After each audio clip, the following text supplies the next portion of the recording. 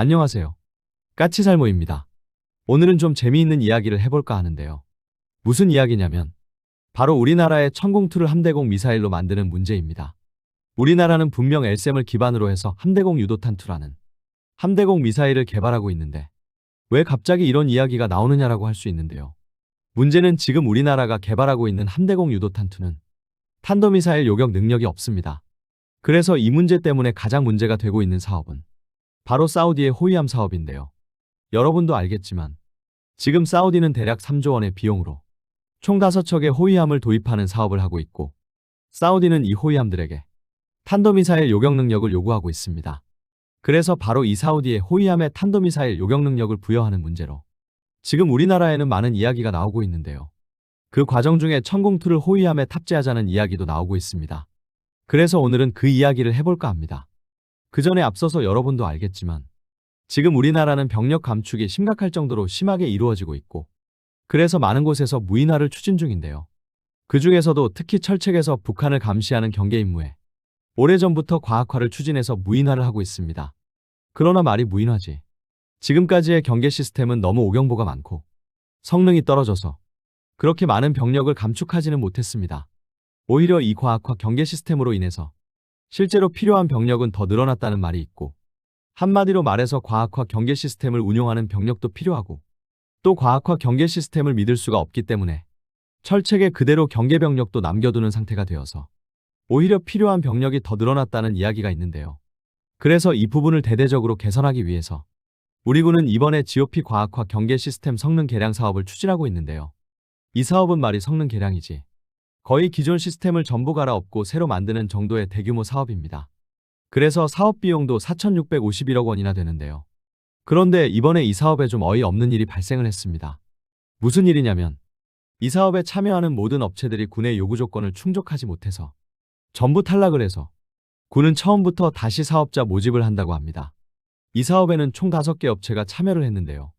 그 중에서 3개 업체가 군의 1차 평가를 통과해서 육군 구사단에서 이루어진 환경평가에서 3개 회사가 전부 군의 요구를 충족하지 못해서 탈락을 했다고 합니다.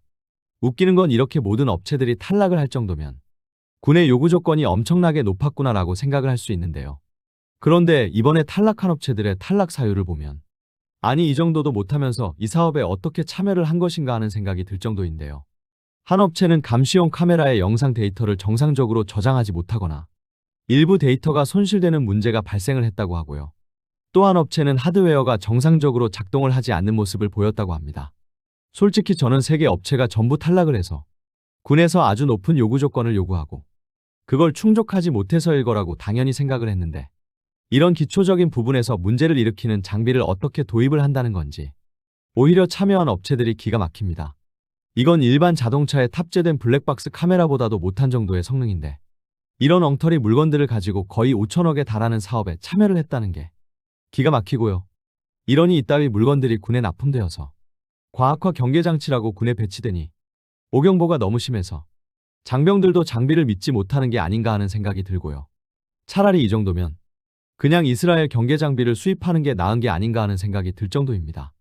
어떻게 이런 장비들이 1차 테스트는 통과한 건지 정말 답답하네요. 그럼 이 이야기는 여기까지 하고 다시 천공투를 함대공 미사일로 사용하는 문제를 이야기해 보도록 하겠습니다. 여러분도 알겠지만 지금 우리나라는 사우디에 막대한 무기를 판매하고 있고 지금 사우디는 방산 전반에 거쳐서 우리와 협력을 하고 있고 우리나라로부터 천무다련장 등 각종 무기를 구매하는 건 물론 지금도 차륜형 장갑차 사업이나 KF-21 구매 등에 대한 이야기를 하고 있는데요. 그 중에서도 특히 해군 분야에서는 잠수함 도입 사업도 논의를 하고 있고 호위함 사업도 논의를 하고 있습니다. 사우디는 지금 총 5척의 신형 호위함을 대략 3조 원의 비용으로 도입한다고 하고 있는데요. 이 사업에 우리 HD 현대가 참여하고 있습니다. 그래서 현대는 이 사업에 자사의 고유 모델인 HDF-6000이라는 모델을 제안하고 있는데요. 이 모델은 지금까지 현대가 개발하고 있던 우리의 KDDX를 기반으로 말 그대로 바로 KDDX를 축소한 형태의 함선으로 대략적인 재원을 살펴보면 만재 배수량 6,500톤 그리고 전장 150m 전폭 17.4m의 함선으로 최대 속도는 29노트, 최대 작전기간은 45일인 함선인데요. 그럼 이 함선에 어떤 장비가 탑재되느냐라고 했을 때 물론 이 함선에 탑재되는 장비는 사우디가 결정을 하겠지만 우선 현대 측에서 사우디에 제안하고 있는 장비 중에서 핵심 장비는 바로 다기능 레이더와 KVLS-48셀입니다.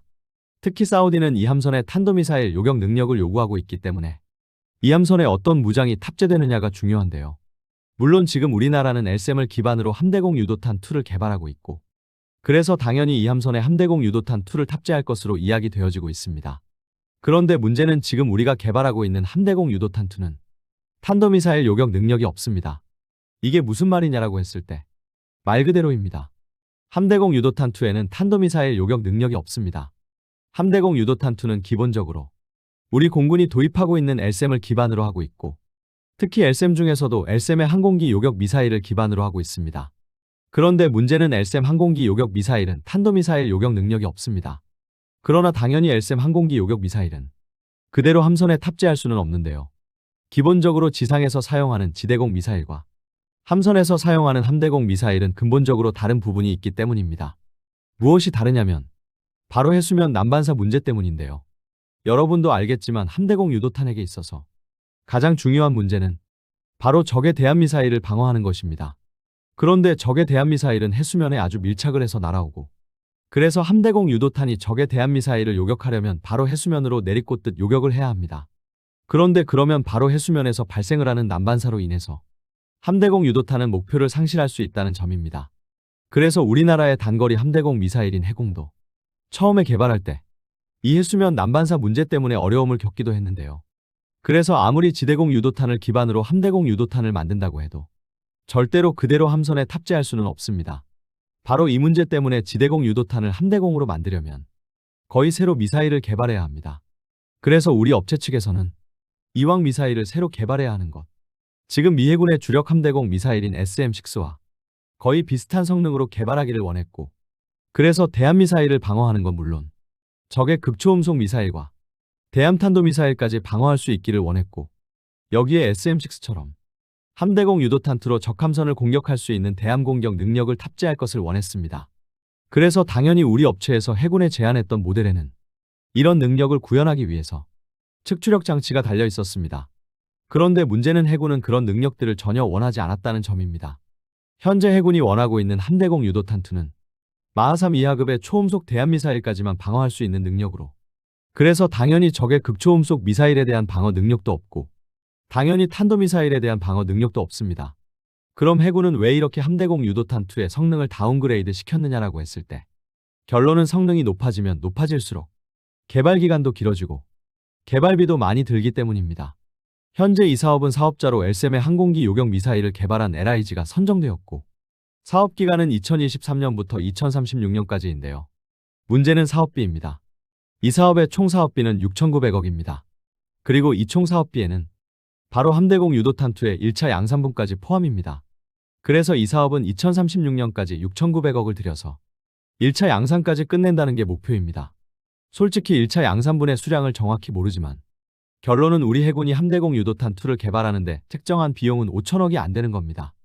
그럼 이렇게 작은 비용으로도 개발하는 게 가능하냐라고 했을 때 아예 처음부터 개발을 했다면 당연히 불가능합니다. 그런데 결론은 함대공 유도탄 2는 LSAM의 항공기 요격 미사일을 기반으로 개발되기 때문에 가능한 것입니다. 결론은 LSAM의 항공기 요격 미사일을 KVLS에 들어가게 축소를 하고, 여기에 당연히 앞으로 개발되는 우리의 대공 미사일들은 더 이상 KU-밴드의 아날로그 레이더가 들어가지 않고 KA-밴드의 A사 레이더가 들어가기 때문에 레이더 시커를 변경하는 정도입니다. 그래서 원래 해공을 개발할 때도 해수면 난반사 문제를 해결하기 위해서 비냉각 연령상 시커를 보조 시커로 탑재하는 등의 조치를 했지만, KA-밴드 A사 레이더 시커는 기존 KU-밴드의 아날로그 방식의 레이더 시커에 비해서 해상도가 월등하게 높기 때문에 별도의 보조 시커가 없어도 해수면 난반사 문제를 극복할 수 있을 것으로 여겨집니다. 그래서 이 미사일에서 해군이 원하는 건 딱 SM-2 정도의 미사일입니다. 그럼 우리의 함대공 유도탄 2는 앞으로 영원히 탄도미사일이나 극초음속 미사일을 요격하지 못하느냐라고 했을 때 그런 건 아닙니다.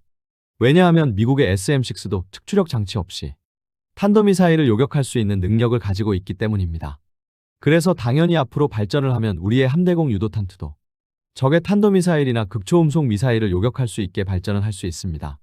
다만 문제는 그런 능력을 가지려면 그런 능력을 가질 수 있게 하기 위해서 요격 시험을 해야 한다는 게 문제이고, 이런 요격 시험은 비용이 엄청나게 많이 들어간다는 게 문제입니다. 그래서 해군에서도 그런 능력을 원하게 되면 개발 비용과 개발 기간이 길어지기 때문에 당장은 그런 능력을 요구하지 않는 것입니다. 만일 해군이 이 미사일에 탄도미사일 요격 능력 한 가지만 더 추가를 해도 아마 개발비는 2배 이상 상승을 할 것입니다. 그래서 당장은 개발비가 없기 때문에 초음속 대한미사일만 방어할 수 있을 것을 해군은 요구한 것입니다. 그런데 문제는 여러분도 알겠지만 함대공 유도탄2는 우리 KDDX의 주력 무장이고 KDDX는 적의 탄도미사일도 방어할 수 있게 개발된다고 했는데요.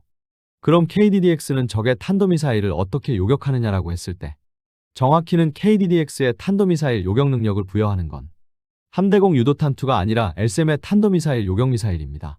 그래서 KDDX에는 LSAM의 탄도미사일 요격미사일이 탑재되어서 탄도미사일을 요격하게 되고요.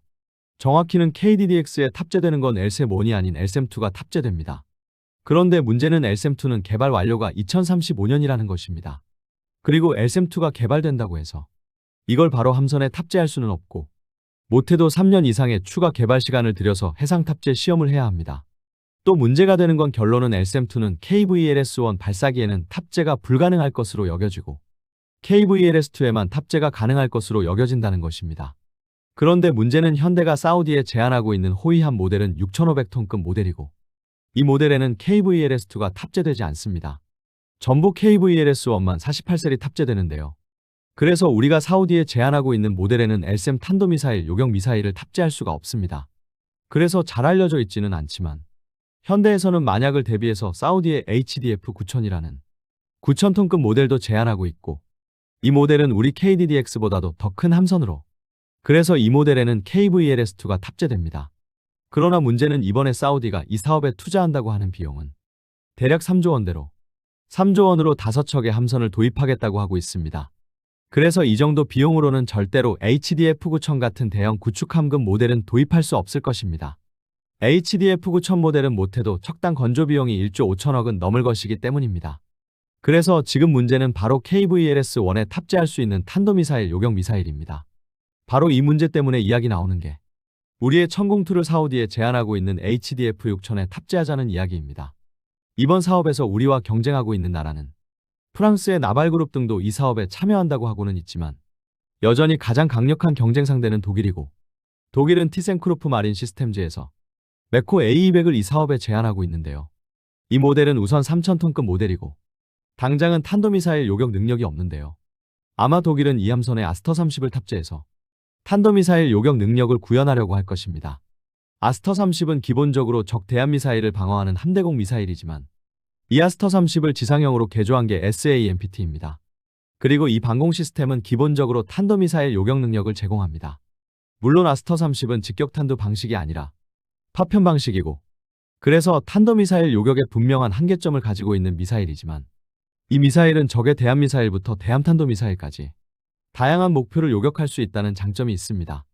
그에 반해서 우리는 우리가 제안하고 있는 HDF-6000의 기본 무장은 우리의 함대공 유도탄2가 될 것이고 우리의 함대공 유도탄2에는 아직 탄도미사일 요격 능력이 없기 때문에 그걸 보충하기 위해서 천공투를 탑재한다는 방안이 논의되는 것입니다. 그럼 천공투는 함선에 쉽게 탑재되느냐라고 했을 때 의외로 쉽게 탑재할 수는 있습니다. 우선 미사일의 크기는 KVLS-1에도 무리 없이 탑재가 가능한 크기이고요. 그리고 천공투로 적의 대한미사일까지 방어를 하려면 또 해수면 난반사 문제 때문에 상당한 개발 기간이 필요하지만 적 대한미사일은 요격하지 않고 오직 탄도미사일만을 방어하는 목적으로 탑재한다면 천공투는 발사되어서 다시 바다로 하강하는 비행을 할 필요 없이 육상에서 탄도미사일을 요격하는 것과 똑같이 공중으로만 날아가기 때문에 별도로 해수면 난반사 문제를 고민할 필요가 없기 때문에 상당히 쉽게 개발을 할 수 있습니다. 그리고 무엇보다도 사우디도 우리나라로부터 천공투를 대량으로 도입하기로 했기 때문에 군수지원 문제에 있어서도 상당히 유리하고요. 그래서 바로 이런 문제 때문에 지금 천공투를 함선에 탑재하는 방안이 논의가 되고 있는데요. 그러나 분명한 건 천공투는 사우디에 제안하고 있는 수출형 호위함에만 탑재할 게 아니라 우리의 KDDX에도 탑재해야 한다고 생각을 합니다. 우선 우리의 함대공 유도탄2는 탄도미사일 요격 능력이 없고 LSAM-2 기반의 해상 탄도미사일 요격미사일은 거의 2040년경에나 등장을 합니다. 그럼 그동안은 우리 KDDX는 탄도미사일 요격 능력이 없는 것이기 때문에 KDDX에도 천공투를 탑재해서 그 능력을 보충해줄 필요가 있다고 봅니다.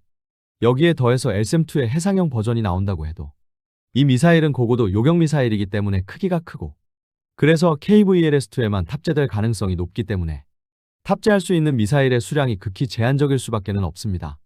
그래서 KVLS-1에도 탑재가 가능한 천궁은 충분히 LSM-2의 보조 수단이 될 수 있다고 봅니다. 특히 북한이 단거리 대함탄도미사일을 발사를 해서 우리 KDDX를 공격하려 한다면 단거리 탄도미사일을 요격하기 위해서 LSM-2를 사용하는 건 제약이 많이 따르기 때문에 이걸 요격하기 위해서라도 우리의 KDDX에도 천궁2 또는 시기에 따라서는 천궁3를 탑재하는 걸 고려해 볼 만하다고 봅니다. 여러분도 알겠지만 지금 개발되는 LSM-2는 미국의 사드와 비슷한 고도에서 요격을 하는 미사일이고, 그래서 요격 고도는 75km 이상에서 150km 사이입니다. 그런데 만일 북한이 이보다 더 낮은 고도로 단거리 대함탄도미사일을 발사한다면 우리 KDDX는 그걸 방어할 방법이 없습니다. 한마디로 말해서 함대공 유도탄2의 최대 요격 고도는 대략 20km이지만 이 미사일은 탄도미사일 요격 능력이 없고, LSM-2는 요격 고도가 75km에서 150km 사이이지만 75km 이하의 고도에서의 단거리 탄도미사일을 요격할 능력이 없습니다. 그래서 함대공 유도탄2와 해상탄도미사일 요격 미사일 사이에 간극을 메꿀 미사일로 우리의 KDDX의 고도 15km 아래에서 탄도미사일을 요격할 수 있는 천궁2를 탑재하는 방안도 고려해야 한다고 생각을 합니다. 그리고 천궁2가 우리의 수직발사관에 쿼드팩으로 들어갈 수 있냐고 질문하시는 분들이 있어서 이야기하는데요. 아마 KVLS-1에는 안 되고 KVLS-2에는 가능할 것입니다. 기본적으로 천궁2의 크기가 400kg대의 미사일로 LSM 항공기 요격 미사일의 절반 정도의 크기인데요. 그래서 KVLS-1에는 쿼드팩으로 탑재하는 건 무리이고, KVLS-1에 비해서 최적이 거의 4배 정도인 KVLS-2에는 쿼드팩으로 탑재하는 게 가능하겠지만 문제는 사우디에 제한하고 있는 함선에는 KVLS-2가 탑재되지 않습니다. 만일 KVLS-2를 적절한 수량으로 탑재하려면 함선의 크기가 대폭 증가해야 하고, 그래서 우리 현대에서도 KVLS-2를 적절한 수량으로 탑재할 수 있는 HDF-9000이라는 모델도 제한하고 있는 거니까요. 그래서 KVLS-2에 천궁2를 탑재하는 건 현실적으로 힘들다고 봅니다. 그리고 또 문제가 되는 건 바로 천궁2의 발사 방식인데요. 여러분도 알겠지만 천궁2의 발사 방식은 콜드런치이고, 우리나라의 주력 수직 발사관인 KVLS에는 바로 콜드런치를 지원할 시설이 없습니다. 콜드런치라는 건 말 그대로 발사관에서 가스가 발생을 해서 그 가스의 힘으로 미사일을 발사관 밖으로 밀어 올려주고 그 다음에 점화하는 방식인데요. 문제는 우리 KVLS에는 그런 가스 발생 장치가 없습니다.